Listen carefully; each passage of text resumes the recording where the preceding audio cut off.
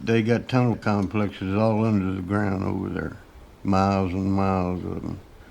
And the gooks stay in there. They hide their weapons. They have their hospitals. And we'd go and explore all these and find as many gooks as we could and destroy them. Then we'd destroy the tunnels. When we'd come to a tunnel, there'd be 3 guys outside. I'd go in. The first thing you watch for was gooks down at the bottom. There was a step off, and then it usually opened up into a small room. Well, that's usually where you found most of your booby traps, your punji sticks, spiders, rats, scorpions. And there's such a small area to move around in, and they're dark. They're pitch black, just damn near, just pitch black. It was almost like being a blind person. And you went by touch and smell and hearing. You think people seen big rats. These were like dogs. I mean, they were big. They used them a lot of time in that first section of the tunnel going in, because usually an American would back out if he seen 6 or 8 of them. They'd come up to you, and a lot of them would even rub your body, crawl over you. But I had never had none bite me. I'd usually crawl on past them. And of course, they can't order you to be a tunnel rat. You got to volunteer. I said, sure, I'm ready for it. That's let me pick my weapon. There was very few people that would do it. You could touch things and feel and tell what it was. Sometimes guys touched the wrong things. I'm not going to say I wasn't scared. There was a little place in the back of my head for that, but you had to get rid of that or you got claustrophobic. Fear can be a bad emotion. It can shake you up so bad that you can't function. So that's why I always tried to keep that adrenaline ready. When I knew I was possibly, or 9 chances out of 10, going to get a kill, that adrenaline was flowing so high that nothing else mattered but that kill. So what would happen if you would encounter an enemy? Well, it'd be either him or me. If you encountered him first, you shot him, and vice versa. A lot of them would hesitate. I don't know why they'd hesitate. I don't know if it was because of total surprise. I had one get the drop on me, but I shot him and killed him.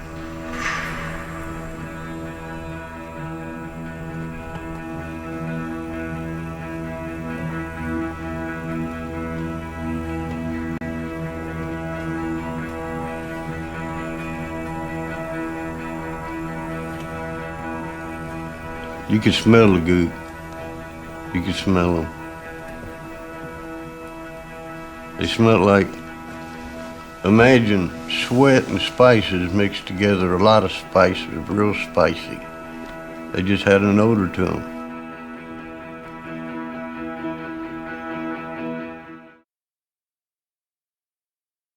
Good evening, Patriots. Welcome to the Ryan Samuel Show. Chilling testimony there from a tunnel rat in Vietnam, and that is what we're going to talk about tonight, the new modern-day tunnels that Hamas has dug in Gaza. We have maps, we have videos, but most importantly, before we begin, make sure you smash that Rumble button, give me a thumbs up, leave a comment. If you have a question at any time during the broadcast or you just want to call in and say hello, the number is 904-552-3797. So we just heard that testimony from a very crusty, salty Vietnam veteran who, there's an entire video, it's about an hour long. That was just a brief little highlight, but it's pretty ruthless, and it gives in the dangers of tunnel warfare. Now, this was in the jungle in Vietnam. Now, in Vietnam, this is one of the main reasons that we unfortunately lost the Vietnam War. I mean, that's the reality. We did not win the Vietnam War. We lost the Vietnam War. We were forced to go home with our tails between our legs, and that was due to mass protests and guerrilla warfare. I mean, they had tunnels, hundreds and hundreds of miles of tunnels.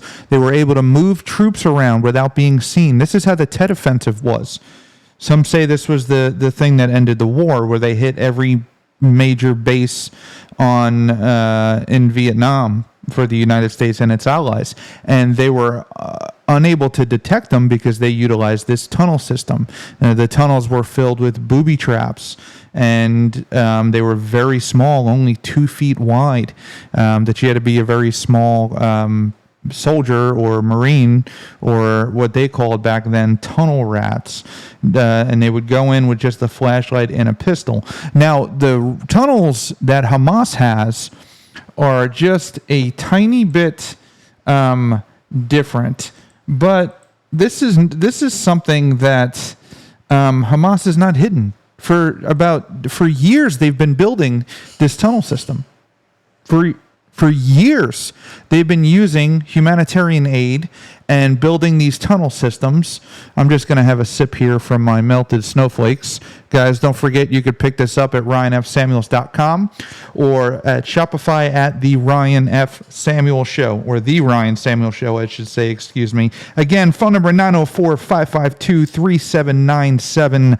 Call in at any point of the show with any questions, comments, or just to say hello. So, Hamas has been brazenly showing the world what they've been doing. I mean, we've had reporters in there with cameras with Hamas. Here, let's look at this video.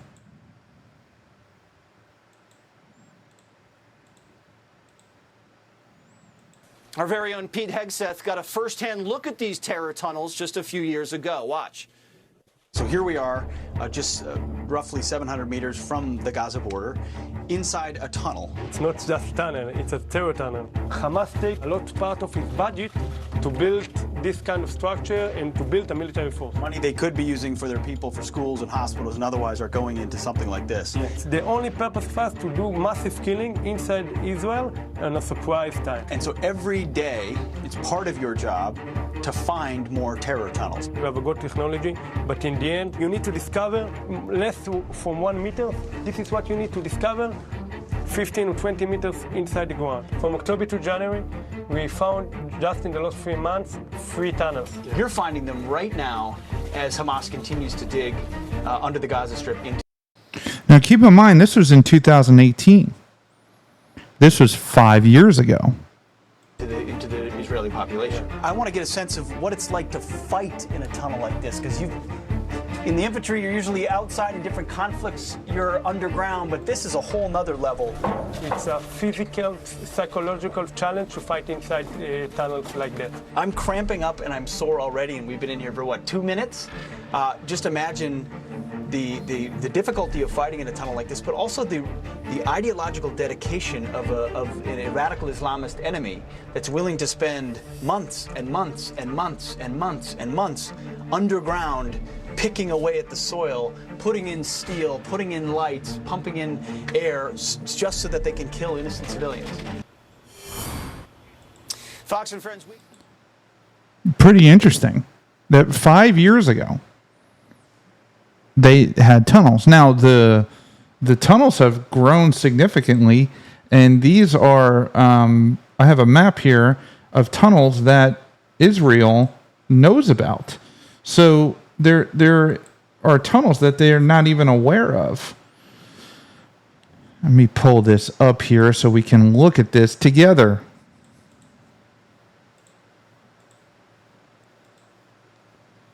Now, this is a map of the Gaza Strip.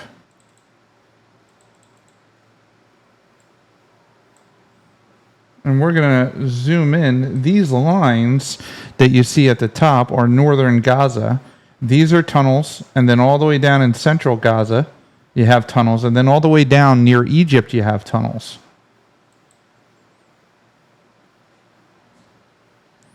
Now, Israel is set to say that they're going to go on that they're going to invade Gaza, and rightfully so. However, the Israeli army really has their work cut out for them. This is not a small task by any means. This is not going to be a simple thing for them to do. You're talking there's 2 million people in the population of Gaza, and they have these tunnels where they can move around very quickly, faster than you would think. I mean, check this out.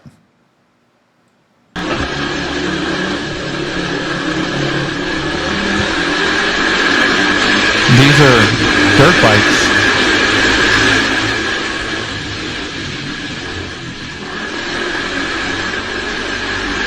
I mean, Gaza is only 25 miles long.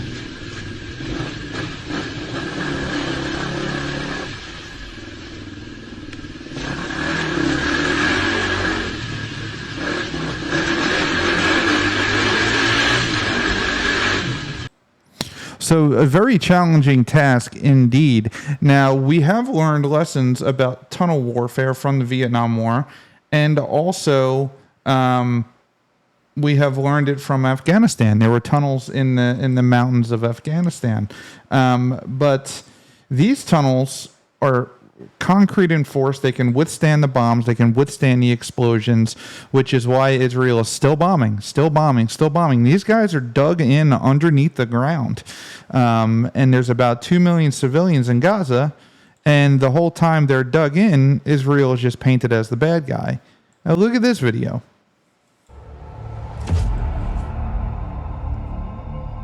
There's just secret entrances all over the country.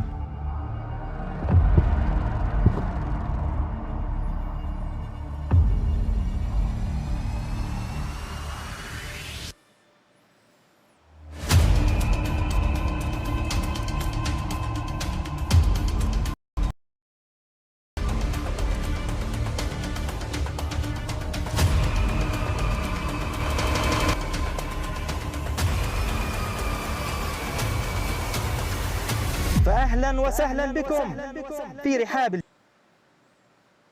Very, very interesting to say the least. So, let's see here. Jared Kushner went on on a podcast, and he was asked about this specifically. Let's watch this. In the future. So I have a lot of questions to ask you about the journey towards this historic progress towards peace with the Abraham Accords. But first, on this situation, to step back and some of the history, is there things about the history of Hamas and Gaza that's important to understand what is happening now? Just your comments, your thoughts, your understanding of Hamas. I think you did an excellent job, Lex, of really giving the summary. Just a couple things maybe I'll add to it is that Hamas was originally founded from the Muslim Brotherhood in Egypt, which is a group that's caused a lot of issues in the region. They've attacked Israel many times in the past. There's a lot of discussion about how Israel is an occupying power. Well, in Gaza in 2005, they withdrew from all the land, and then they say Israel's an apartheid state. Well, Israel then gave governance of the region to the Palestinians. And then what's happened is the Palestinian people's lives have now gone down, not up since then. I will say that under Hamas's leadership in Gaza, the people who have suffered the most are the Palestinian people. And I've watched cries throughout my time in government from people saying we want to see the Palestinian people live a better life. I agree with those people. I think that the Palestinian people in Gaza are essentially hostages. In Gaza, you have basically 2 million people that are being held hostage by 30,000 Hamas terrorists, and that's really the problem. And I would just encourage people to push their attention and energy in this moment and their anger towards Hamas. Those are the people who are killing innocent civilians, who are murdering indiscriminately, and those are the people who have held back the Palestinians from having a better life. And just finally, what I would say is, what we saw with Hamas was that if you go back to 2007, they basically had just one plan that they did over and over. And, we were very careful to try to monitor very closely and stop the Iranian money and the resources from coming in. And again, we took a little bit of criticism from the international community from. Okay, everything that he is saying is 100% accurate. It's 100% true. The Hamas are the ones at fault here with Israel. So they did call Israel an apartheid state, and then they gave them Gaza and let them govern themselves, and then they elected Hamas a terrorist organization. So Israel has done everything to appease the Palestinian people and their leadership, Hamas, the terrorist organization.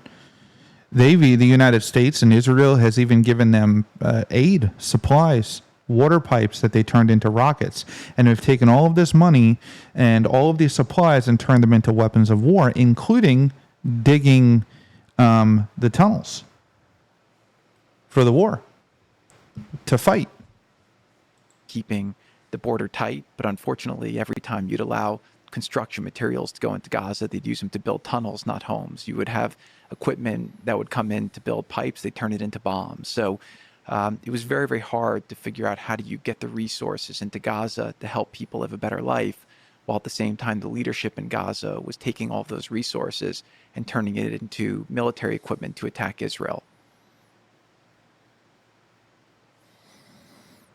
Very interesting and very true. I mean, all of it, and yet we have these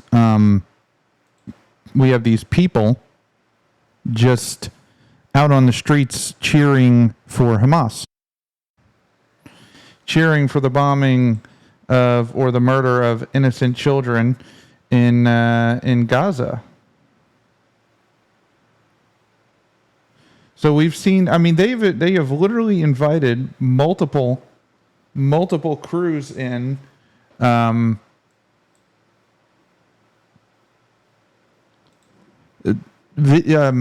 Multiple camera crews in to look at the tunnels. I mean, CSNBC, CNN. I'm going to pull up a video where CNN was there. Let me get back and try to find this video.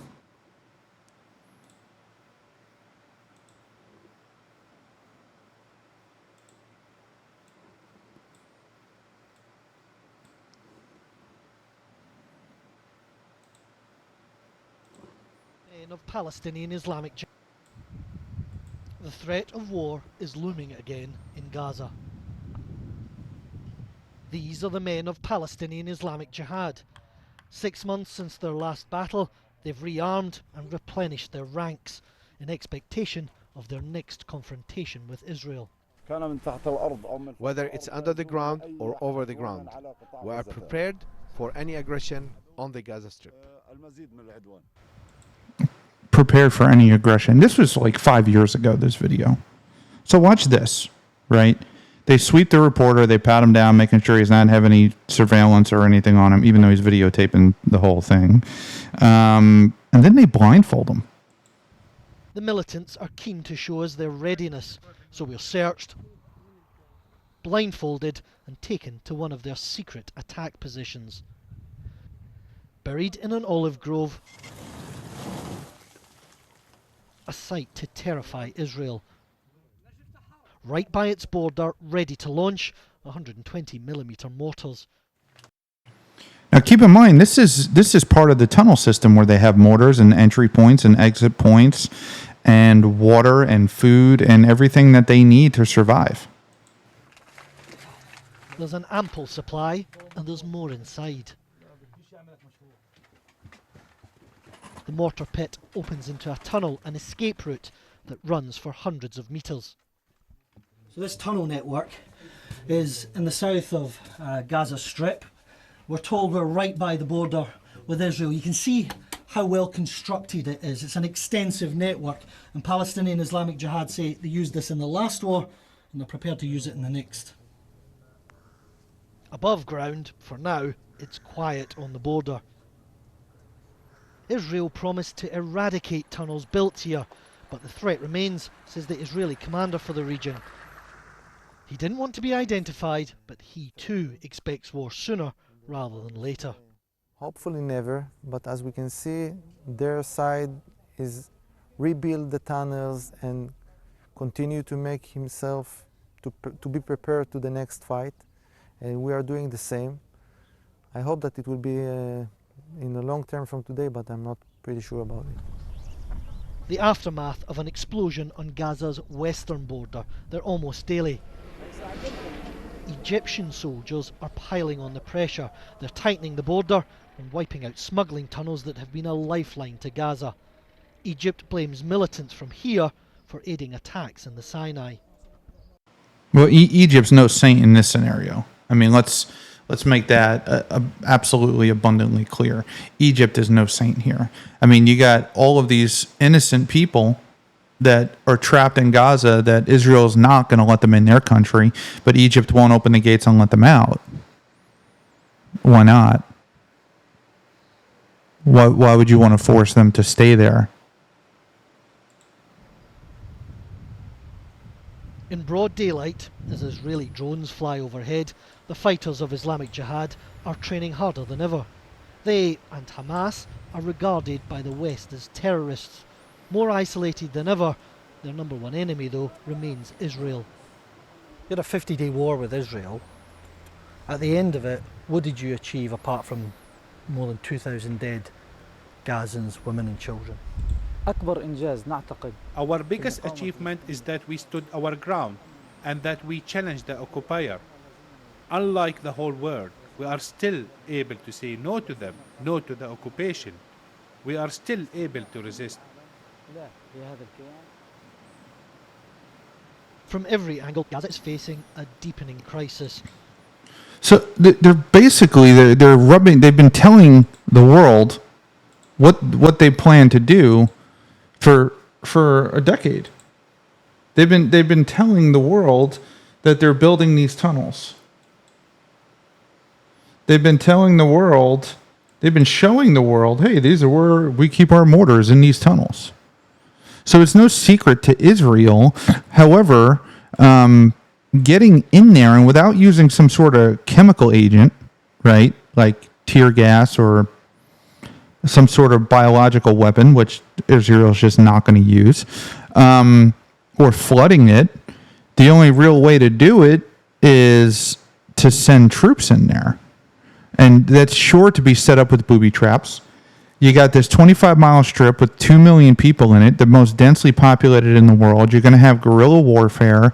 You're going to have IEDs. You're going to have a massive, massive problem on your hands. Here's CNN being invited into the tunnels. A tunnel opening somewhere in the Gaza Strip. Islamic Jihad militants guide us through. It's hot and humid, narrow and low-hanging. It feels claustrophobic. As you can see, many of these tunnels are reinforced with concrete to protect them from caving in, but also from potential airstrikes. Israel has a different name for them, terror tunnels. We use them as a shield against heavy missiles fired by F-35 and F-16 aircraft, as well as helicopters, so that our fighters can move and play their role defending the Palestinian people. They've also proven effective for smuggling arms and launching attacks into Israel. Abdul Abdullah gives the fighters a pep talk, telling them not to be afraid. God is with them. Then a recital from the Quran. It's the Islamic holy month of Ramadan. Today's movements are tightly controlled. Access for journalists is rare. I mean, they too are blindfolded. They blindfold us, and we prepare to be driven on to the next location. Islamic Jihad is one part of the complex, faction-based society that is Gaza. It is smaller than Hamas, the militant group that runs the Strip. But late last month, Okay, it's not that complicated. They're terrorists funded by Iran, Hezbollah, Islamic Jihad, Hamas, all with one mission in mind, and that is to kill every Jew on the planet. Jihad triggered the biggest exchange of fire over Gaza for 4 years. Israel bombing 60 targets in response to about 100 rockets and mortars fired from launch sites like this one. So he's telling me this weapon system here has the range of about 4 to 6 kilometers. It was recently used against Israel. Abu Abdullah says the attack was revenge for the deaths of scores of Palestinian protesters killed by Israeli soldiers on the Gaza-Israel border. The world hears the conflict only through Netanyahu's voice. We try to make it hear us through the sound of these simple missiles. To say that we are here, we have land, we are human beings, we want to live in dignity. But one projectile hit a kindergarten in Israel. No one was hurt, but only because no one was around. I ask Abu Abdullah why they target Israeli civilians. The world needs to know that the resistance never plans to target children. Did you hear that? That's a terrorist saying that they never plan to target children. Yeah, this is years ago. Yet they just walked into towns, house by house, and murdered a bunch of children. He admits to me mistakes are made, and yet time and time again they fire rockets indiscriminately. The US, Israel, and European Union designate Islamic Jihad, just like Hamas, a terrorist organization. The group has few friends abroad, but it's not totally isolated. Israel is proud of its support from the United States, and we are proud of Iran's support of the Palestinian resistance on the moral and logistical level. There is nothing wrong with it, and it is not a secret. Gaza's tragedy can be described in a host of different ways. Having militant groups in charge committed to Israel's destruction is just one of many. Yeah. But for as long as Israel and Egypt maintain an iron grip from outside, and the rest of the world wrings its hands, it's hard to see how anything will change. Ian Lee, CNN, Gaza. Well, there's only one way to make a change, and that is for Israel to do what it's got to do, get in there, clear out these tunnels, and kill these terrorists. I mean, that's it. There's no ifs, ands, or buts. There's no discussion. There's no debate. There's no ceasefire. That's not going to happen. That's foolish. They've tried everything that they could in their entire relationship with these Hamas terrorists. They've tried everything. They've given up land. They've given up sovereignty. They've given up governing over them. They've given them everything that they've wanted, except for being annihilated and completely removed from the earth, which seems to be the only thing that Iran and these terrorist organizations funded by Iran will accept.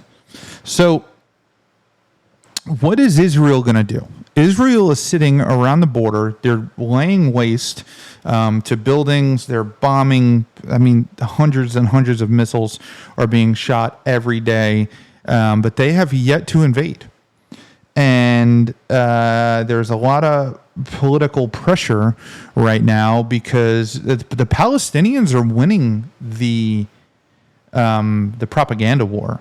I mean, they're winning the propaganda. I mean, they're all over Twitter. They're all over YouTube. They're all over TikTok. They're putting up fake videos of dolls that are dead. If you go back to my previous video, I talked about that, pretending that a doll's a baby. They've shown beheaded dolls and pretended that they were real babies. Now, real people are getting killed over there. It's happening. It's collateral damage. But Israel takes more steps than the United States ever would to prevent that. I mean, they shoot text messages out and say, we're bombing this building, get out. I mean, tactically, that doesn't even make sense because you're just alerting the enemy. And then they use roof knockers. Now, a roof knocker is a missile that they shoot at the building that just explodes over the building and shakes the entire building, telling you, hey, the real one's coming next. So they're doing everything that they can to eliminate collateral damage. Now, what Hamas is doing is that they're intentionally placing their missile sites, their military compounds, their weapons caches. They're intentionally placing them at the places where civilians are, or they're hiding civilians there. So that's the main reason for the casualties. It's not Israel. It's Hamas. It's completely Hamas's fault. Now the tunnels are going to be a major problem. So what we're going to see, there's a lot of political pressure to where they may not even invade at this point with how much political pressure that there is, because they're just getting killed in this propaganda war. You have people marching in the streets. You have people ripping down kidnap posters. On my anti-Semitism video, I covered all of that yesterday. You could scroll down in the podcast and find that, or on Rumble and watch it. So if they are going to invade, which I anticipate that they will, they need to. It's the only way to stop this threat is to get in there and clear the whole thing out and push them out through Egypt and just get them out of there. That is the best step that Israel has to take. Israel knows it has to take that step, but the international pressure is mounting. So Israel can basically do whatever it wants to do. I don't know if you understand that or not, but there's nothing stopping Israel from just laying waste to everybody around them. I mean, there's literally nothing. Israel could take on the entire Middle East on its own, and what is anybody going to do about it? I mean, seriously, what are you going to do about it? Nobody's going to do anything, but Israel still tries to do what they think is the right thing, and they like to make the world happy and be politically savvy. But there's certain things they're not going to tolerate, which is why they keep bombing buildings. So the tunnels, they're going to need to sweep and clear with human beings. They're going to need to put people down there. In Vietnam, there was about a 50% casualty rate for tunnel rats, the guys that would go down, like the guy in the beginning of the video, and sweep and clear. And it was a job nobody wanted because it was almost certain death. So guys, make sure you hit that like button, leave a comment, and follow this page on Rumble. I'm still fighting Facebook. I got 103,000 followers. I used to get posts. I'd put up a video, get 500,000 views. You can go on there and watch them. I'm not lying to you. 500,000 views, 250,000 views. Now I'm lucky to get 6 likes on a picture when I've had 150,000 likes and shares and comments on photos. They have completely disabled me. They haven't deleted my account, because if they did, people would talk about it. So they just kind of push you down at the bottom of the timeline. Which is, and they've admitted it to me. So I'm trying to transfer over to Rumble and make Rumble my main hub. Make sure you get on Apple Podcasts or Audible, Spotify, Google Podcasts, Podbean, Buzzsprout, no matter what podcast platform you're on, and listen to this show and download the show. And guys, that's the best way to support the show. I get text messages. People say, I want to help. I want to help you promote the show. Just like it. Comment on it. Share it with your friends.